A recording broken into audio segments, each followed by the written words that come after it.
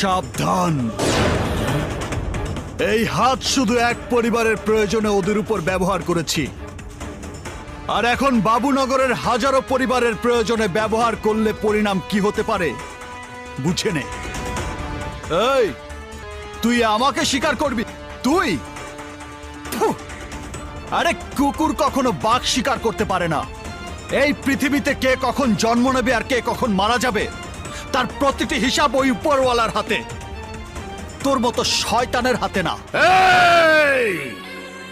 এই বাবুনগরের ইতিহাসের পাতা উল্টে দেখ। এই এলাকার মা বাপ আমি, এই আসলাম সওদাগর। মা বাপ ঠিকই, তবে অবৈধ সন্তানের। শোন, ইতিহাস সৃষ্টিকারী কখনো জানান দিয়ে কিছু করে না, বুকের সাহস থেকে তার জন্ম নেয়। আমার মতো আসবে, দাঁড়াবে, শুরু করবে, তারপর ইতিহাস রচনা করে ফিরে যাবে। মনে রাখিস, আমার এই হাত আজ শুধু রক্ষা করার জন্য উঠেছে।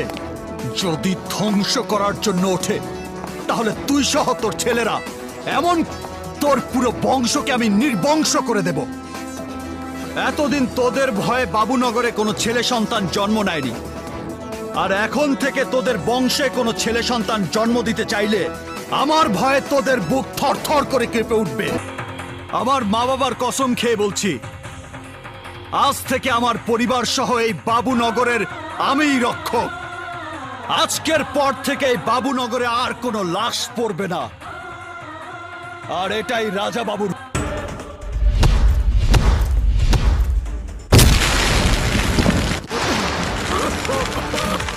তাই বলছি, বি কেয়ারফুল।